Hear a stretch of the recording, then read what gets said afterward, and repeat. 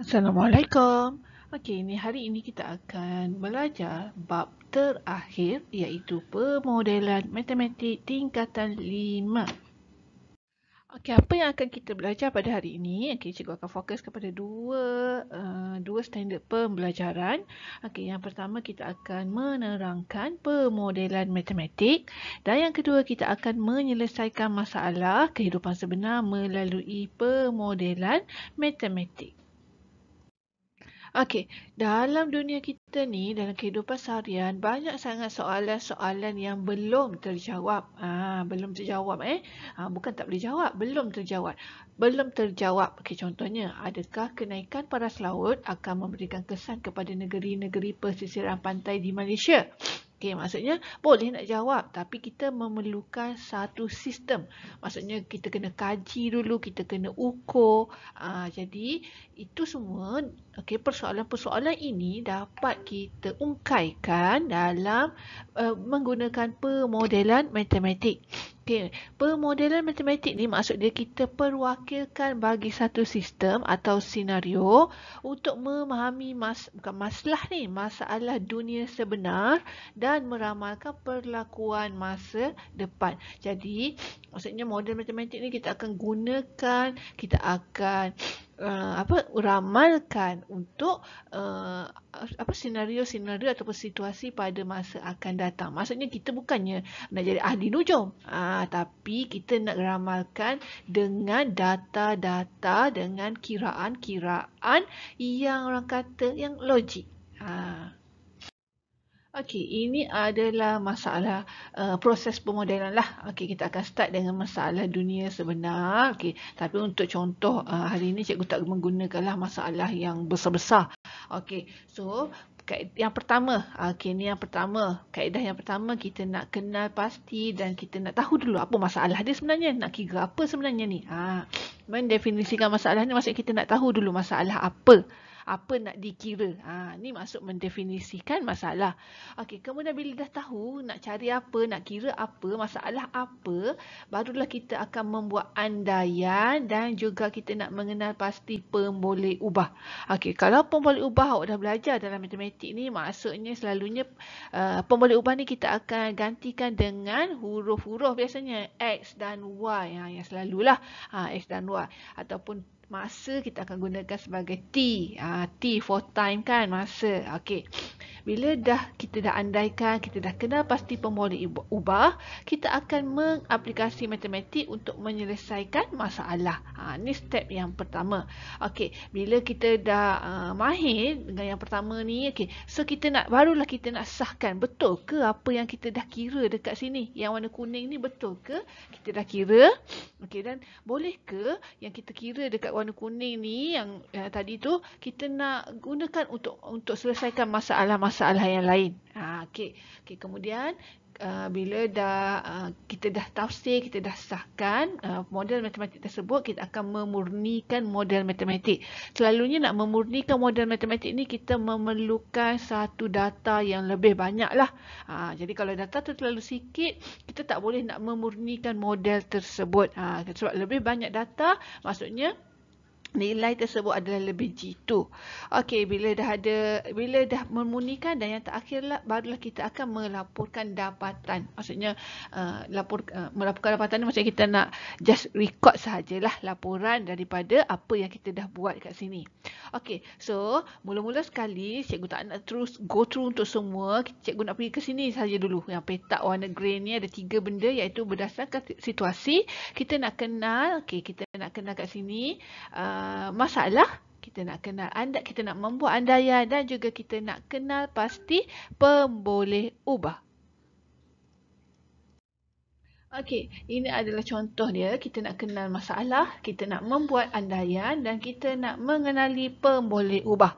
Okey, so contoh soalan dia, suhu di sebuah bandar bermula pada 9 darjah Celsius dan turun pada kadar tetap 0.5 darjah Celsius untuk setiap 30 minit pada waktu malam.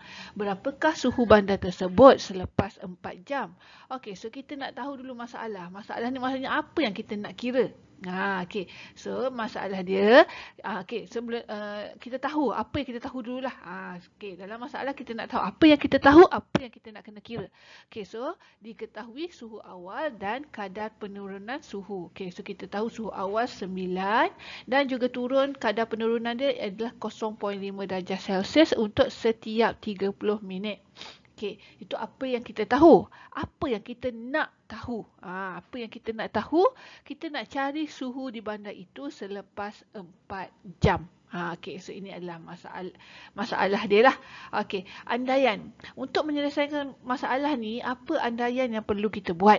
Jadi andaian dia ialah kadar penurunan suhu di bandar itu adalah tetap. Jadi kita terpaksa andaikan 0.5 darjah ni memang turun suhu dia setiap 30 minit. So kadar penurunan suhu adalah tetap. Maksudnya tiada faktor luar yang mengganggu suhu kawasan persekitaran. Kita andaikan pada malam tu tak ada hujan, tak ada ribut. Jadi suhu tu memang tetap turun malam. Okey, jadi boleh ubah dalam soalan ni ialah kita nak tahu P untuk suhu, P sama dengan suhu dalam darjah Celsius dan juga T untuk masa. Okey. Okey, ini contoh yang kedua. Masih lagi kita nak kenal masalah, kita nak buat andaian dan kita nak kenal pemboleh ubah. Okey, so Encik Kamal memandu keretanya dari Kelang, Selangor pada kelajuan seragam 75 km per jam sebelum tiba di Johor Bahru. Maksudnya Encik Kamal ni nak dari Kelang nak ke Johor Bahru. Okey, berapakah masa yang diambil untuk tiba di Johor Bahru jika Encik Kamal memandu keretanya dengan kelajuan seragam 60 km per jam? Okey, so untuk masalah, dalam masalah kalau soalan tanya nyatakan, definisikan masalah, kita kena beritahu dua benda. Yang pertama, kita kena tahu apa maklumat yang kita ada dan apa yang kita nak cari. Okey, so dalam masalah ni, apa yang maklumat yang kita ada? Yang pertama, kita ada jarak antara Kelang dengan Kelang Selangor dengan Johor Bahru. Macam mana nak tahu? Kita boleh tahu dengan internet ataupun kita boleh tahu dengan Google Map ataupun kita boleh tahu dengan Waze, kan? Okey, so itu yang pertama. Yang pertama adalah jarak. Yang kedua yang kita tahu ialah masa. Masa kita tahu sebab masa yang diambil oleh pemanduan Encik Kamal ni kita boleh gunakan rumus laju darab masa. Ini awak belajar dalam matematik tingkatan 2. Hal laju nak tahu masa, jadi kita akan darabkan dengan jarak yang kita dah tahu daripada sumber internet. Okey, itu adalah dua benda yang kita tahu. Apa yang kita nak tahu? Apa yang kita nak tahu ialah kita nak cari masa yang diambil Encik Kamal jika dia memandu kereta dengan kelajuan seragam 60 km per jam. Okey, itu adalah dalam masalah. Okey, andaian. Apa yang kita boleh andaikan? Okey, so andaian kita ialah kelajuan kereta yang dipandu Encik Kamal adalah tetap. Maksudnya sepanjang Kelang ke Johor tu, dia bawa kereta tetap je, maintain je. Okey, tu andaian kita. Sebab kalau tak maintain, kita tak boleh nak kira. Jadi kita terpaksa andaikan kelajuan dia adalah sama je yang Encik Kamal ni bawa. Okey, dan andaian kedua ialah Encik Kamal menggunakan laluan yang sama. Jadi maksudnya lalu drive 75 km per jam guna jalan yang sama, 60 km pun guna jalan yang sama. So jangan nak kona-kona, guna jalan yang sama. Okey, dan pemboleh ubah dalam soalan ini ialah yang pertama masa. Okey, masa yang diambil dalam jam dan yang kedua ialah laju kereta dalam kilometer per jam. Okey, so sekarang ni kita nak menyelesaikan situasi dengan menggunakan model matematik. So ingat tadi cikgu cakap ada 6 step untuk menyelesaikan masalah menggunakan model matematik. Okey, so ni soalan dia. Soalan dia ialah seorang jurutaib menggunakan masa selama 60 saat untuk menaip 30 patah perkataan pada sebuah komputer riba.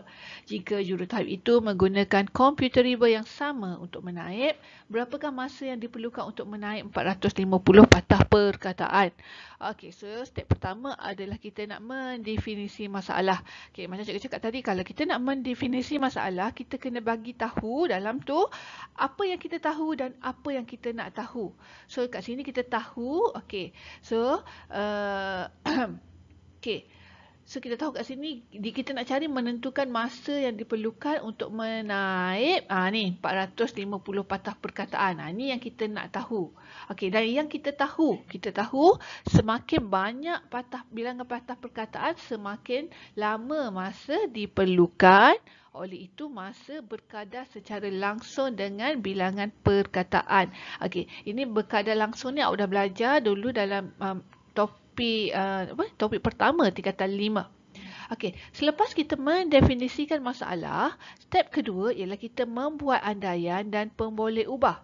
Okey, apa yang kita andaikan? Okey, yang pertama kita andaikan kecekapan jurutarif semasa menaip semua perkataan adalah sama. So tak kira perkataan apa, dia type settle. Okey, manakala pemboleh ubah dia ialah kita ada X dan Y. X ialah bilangan perkataan dan Y ialah jumlah masa. Okey, so tadi kita ada cakap masa berkadar secara langsung kan. So kalau Y berubah secara langsung dengan X, maka kita akan dapat Y sama dengan KX.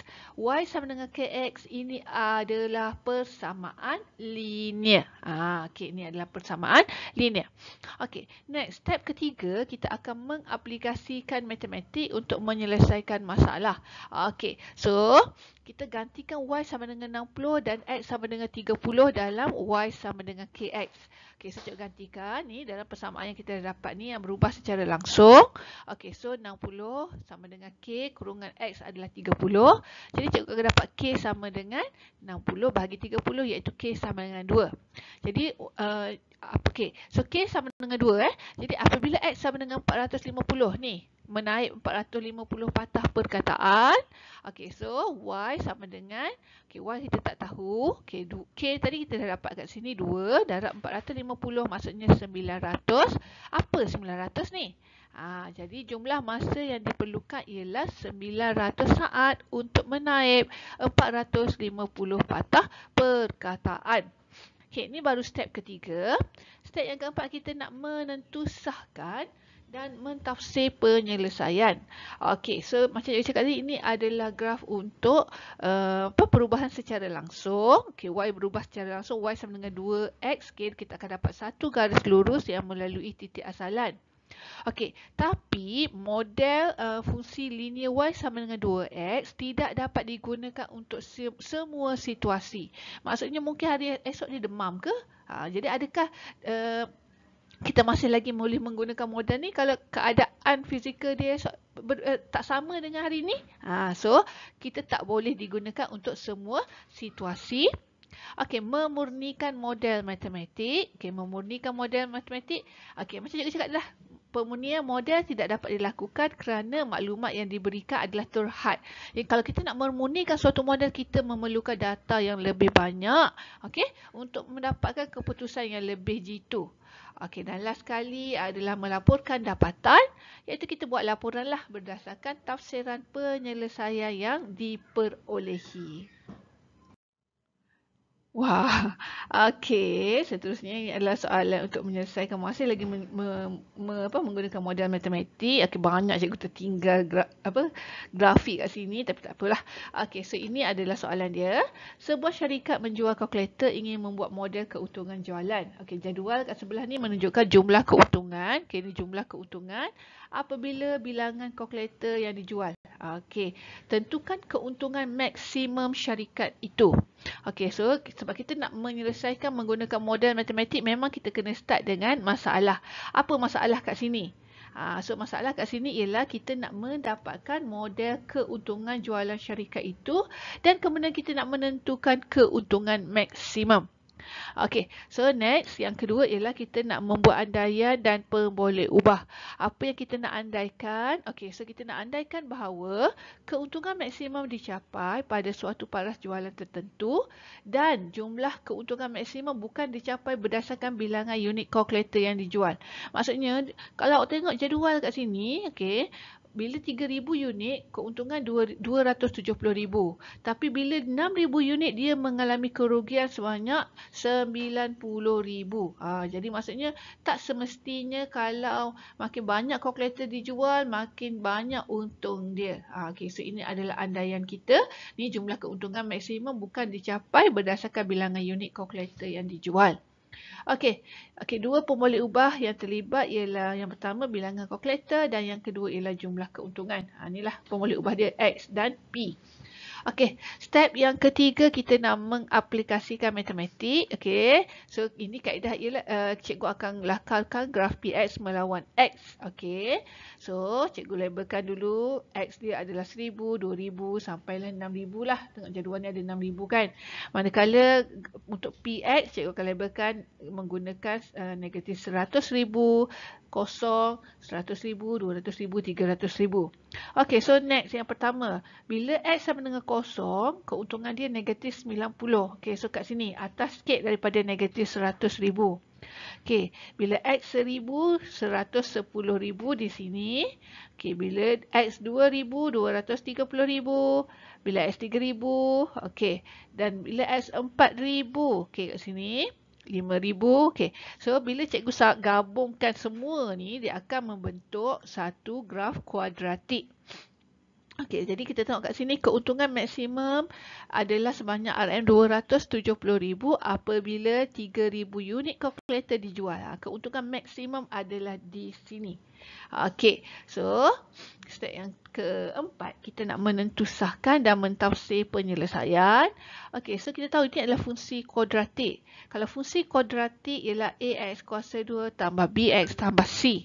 So kita kena cari nilai A, B dan C. Okey, so cikgu tak nak sentuh bagaimana nak cari nilai A, B dan C. Okey, so kita akan dapat A sama dengan negatif 0.04, B sama dengan 240 dan juga C sama dengan negatif 9,000. Okey, cikgu tak nak sentuh kat sini. Cikgu akan sentuh nanti dekat soalan praktis SPM dekat bahagian belakang. Okey, dekat video selepas inilah. Okey, so apabila X sama dengan 3,000, jadi kita akan dapat memang keuntungan dia adalah 270,000. Okey, step kelima kita nak memurnikan model matematik. Okey, kat sini model ini mungkin tidak benar bagi keuntungan maksimum yang diperolehi syarikat lain. Maksudnya ini yang AX negatif 0.04X kuasa 2 tambah 240X tolak dengan 90,000 ni hanya boleh digunakan untuk untuk syarikat ini sahaja, tak boleh digunakan untuk syarikat lain. Okey, so kejituan jawapan bertambah jika lebih banyak data yang diambil. So kita tengoklah adakah kalau cikgu pelik juga kenapa makin banyak makin rugi. Mungkin bila semakin banyak pengeluaran, makin banyak penjualan, ada makin banyak yang rosak dan melibatkan kos-kos lain. Okey, so yang terakhir adalah melaporkan dapatan. Okey, so macam biasa, buat laporan berdasarkan tafsiran penyelesaian yang diperolehi. Okey, ini adalah soalan praktik SPM. Kita tengok. Okay, kalau tengok soalan praktik SPM, seorang tukang jahit menggunakan masa selama 60 minit untuk menjahit 3 helai baju yang sama. Berapakah masa yang diperlukan untuk menjahit 13 helai baju? So, dia tak suruh kira. Sebab soalan A dia suruh kenal pasti dan definisi masalah. Dan soalan B dia suruh nyatakan andaian. Jadi kalau awak tak baca soalan betul-betul, awak pun terus kira, kan? Sebab soalan pada tanya masalah, andaian dan pemboleh ubah. Okey, so A, apakah masalah dalam situasi ini? So, masalah dia ialah kita nak menentukan masa yang diperlukan tukang jahit untuk menjahit 13 helai baju. Okey, so kat sini sama juga, diketahui bahawa apabila bilangan baju bertambah, jumlah masa juga bertambah. Oleh itu, masa yang diperlukan berkadar secara langsung dengan bilangan laju. Bila sebut berkadar secara langsung, maksudnya ini adalah graf linear. Okay, tapi dia tak suruh kira, dia tak suruh lukis graf. Dia tanya je. Okey, B, nyatakan andaian. So, kita andaikan masa yang diperlukan untuk menjahit sehelai baju adalah sama. Maksudnya memang kalau hari ni dia boleh jahit satu helai baju 20 minit.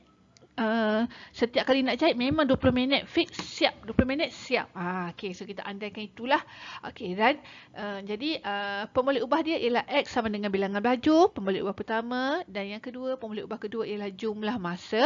Jadi kalau tadi kita cakap dah berkadar secara langsung, kan? Jadi Y berubah secara langsung dengan X, maka Y sama dengan KX, dengan K ialah pemalar. Disuruh kira? Tak. Kalau awak kira pun soalan ni tak akan dapat markah. Sebab soalan just tanya masalah, andaian dan pemboleh ubah. Okey, so ini soalan kedua. Kita dapat 1080 kalori dalam 2 biji burger. 2 biji burger ayam yang sama. Modelkan jumlah kalori dalam burger. Okey, so tengok soalan A, dia nak nyatakan andaian. So yang soalan A dia nak andaian, dia tak nak masalah, dia nak andaian. So kita andaikan kalori segi apa ni? Kalori bagi, bukan segi, ya ampun. Kalori bagi sebiji burger adalah sama. Bukan ni, bukan segi, bagi. Ya Allah, hai. Okey. So nyatakan kita andaikan kalori bagi sebiji burger adalah sama. So setiap burger sama je. Okey, so nyatakan andaian dan pemboleh ubah. So pemboleh ubah ialah X mewakili bilangan burger dan Y mewakili jumlah kalori.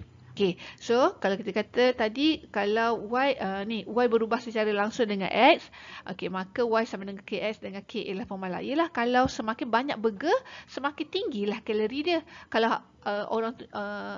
kalau satu burger kalau dua burger 1080. So kalau lagi banyak burger, kalau 10 burger, kena darablah dengan 5 kan, secara logiknya lah. Okey. So itu adalah berubah secara langsung. Okey, soalan B, dapatkan satu model matematik bagi jumlah kalori dalam burger. Okey, so nak dapatkan model matematik, kita akan gantikan Y sama dengan 1080 dan X sama dengan 2 ke dalam Y sama dengan KX. Inilah sebenarnya modelnya. Modelnya bukanlah buat model baju ke, model tudung ke, model kereta ke, tak. Model ni sebenarnya ni persamaan ni je lah. Okey, so bila kita gantikan 1080 sama dengan K, cikgu gantikan X ni dengan 2, so cikgu akan dapat K sama dengan 540. Jadi model matematik dia ialah Y sama dengan, gantikan je K tu dengan 540 yang kita dah dapat. Jadi Y sama dengan 540X. Okey, so ini adalah model dia. Okey, soalan C, kemudian hitung jumlah kalori yang terdapat dalam 6 biji burger. Okey, so 6 biji burger. 6 ni apa? 6 biji burger maksudnya 6 ni ialah X. So kita gantikan je lah Y sama dengan 540 darab dengan X iaitu 6. So kalori dia kita dapat 3240.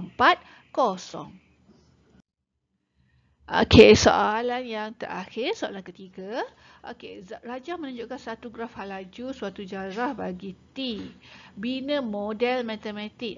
So kita nak membina model matematik. Macam soalan yang kedua tadi, cikgu dah cakap model tu maksudnya bukannya dia suruh awak bina kereta ke apa. Dia suruh awak bina persamaan matematik. Okey, so bila nak bina persamaan matematik, okey, so pertama sekali kita tahulah graf ni berbentuk kuadratik.